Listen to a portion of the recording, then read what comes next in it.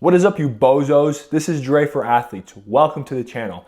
And in today's video, I'm gonna be going over how to tell if you're overtraining. No BS, let's get right into it. So the number one thing I have on my list here is persistent fatigue that doesn't improve with rest.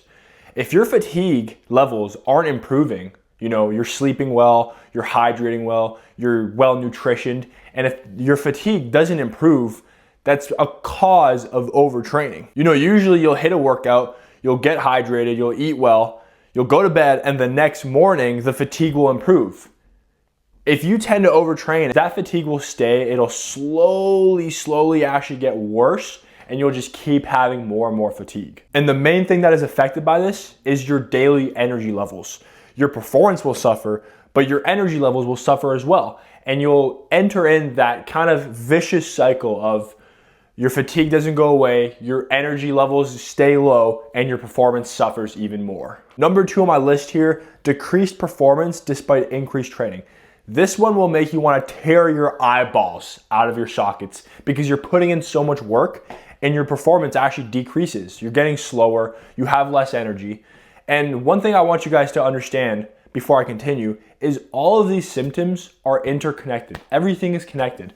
So like I was talking about with number 1, your energy levels will decrease. It kind of ties back into this one where you have lower energy. That means your performance will decrease as well. Usually what happens with this one is you feel like you're actually putting in more effort, right? You're putting in more effort, you're putting in the hours, but you feel slower, you feel weaker, and your numbers aren't going anywhere, right? You're plateauing. And what I want you guys to think about a jar. Okay, we're gonna call this jar the recovery debt jar. So every single time you're not doing what you're supposed to, every single time you're not staying hydrated, you're not eating well, you're not sleeping, this jar keeps getting filled and filled and filled until eventually your results just aren't gonna come at all. You're not gonna see any results, your energy's gonna suffer, your performance will suffer, and you'll be cooked. Number 3 on my list here is also very frustrating. You'll have trouble falling asleep. And a lot of people don't really understand this one. It's like, I'm putting in more work, I feel exhausted, sleeping should be able to be easier for me, right? And what usually happens is you'll go to bed, you'll be like, oh, okay, like it's gonna be so easy to fall asleep. And you end up tossing and turning like a hamster for like 3 hours before you get to bed. And then that vicious cycle continues where you're not getting your sleep, and everyone knows what happens when you don't sleep properly in your training. And the reason this happens is because overtraining causes a cortisol spike. And if your cortisol gets spiked, you will not be able to sleep.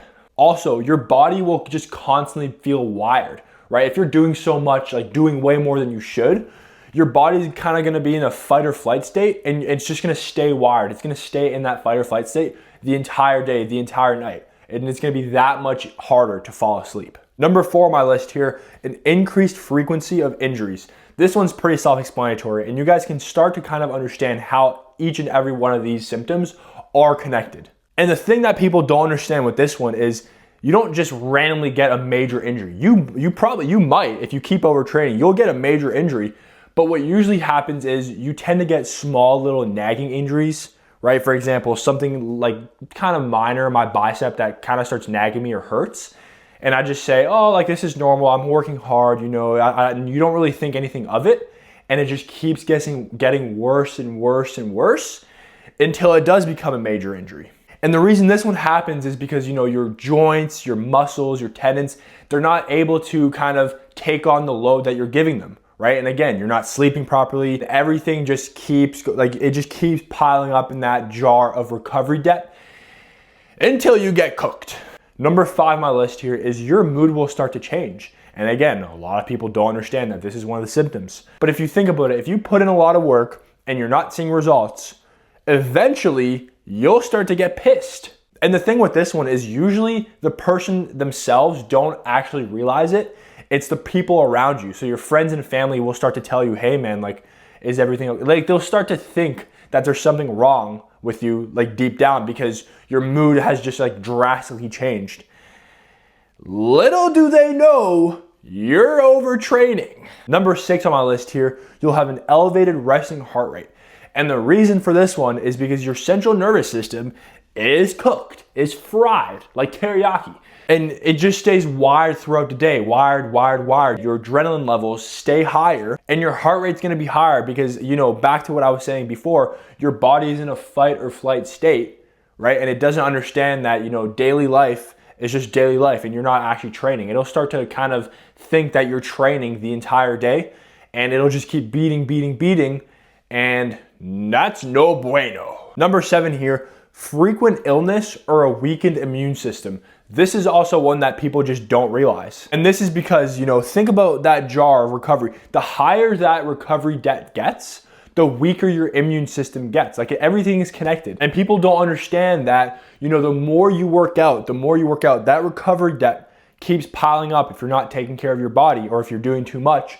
And that will actually weaken your immune system. Like colds, just the basic colds will take longer to recover from. And you'll start to get sicker more than usual. Your immune system is gonna be dookie poo poo. And again, it's that vicious cycle. Like kind of you're in a hamster wheel because you're overtraining. Number 8 on my list here, loss of motivation.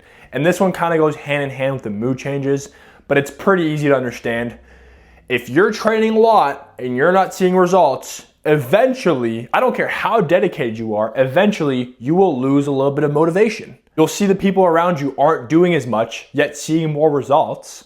And you think to yourself, what am I doing wrong? And what you're doing wrong is you're probably doing too much. Less is more. And I know that you hear all these, elite level athletes, people that are higher up in the fitness, Kobe Bryant comes to mind, where they talk about, oh, I train 20 hours a day, 4 hours of sleep. And guys, this is not how you make progress. Like, you need sleep. You need to prioritize what you're doing throughout the day. You cannot work out 10 hours a day. I do not care who you are. That is not how you make progress. Your body needs to recover. Your body adapts in the recovery stage. Number 9 is muscle soreness lasting days. And I put a little sad face because this one is just not fun at all. Usual muscle soreness lasts between 24 and 72 hours. If you have muscle soreness for more than 72 hours, you need to take a step back and really think about what your training looks like, what your recovery looks like, because anything past 72 hours is you're getting into the red flag zone. Last but not least on my list, a decreased appetite or changes in eating habits. And again, this is one that a lot of people don't realize. They think, I'm working so hard, I'm gonna wanna eat so much. But it goes hand in hand with the loss in motivation, where let's say you finish a long workout that day and you get home and you're so exhausted that you just don't wanna eat. It's not just, oh, I'm gonna eat so much now because I'm working so hard. The other side of things happens where you don't wanna eat. You just don't wanna eat because you're so exhausted from all of the training you've been doing. Those are 10 signs that you're overtraining. And I want you guys to think about this. Everything is connected. Everything I went over today, right? You might get 1 or 2, you might just get 1, or you might get 5 of these symptoms all at once.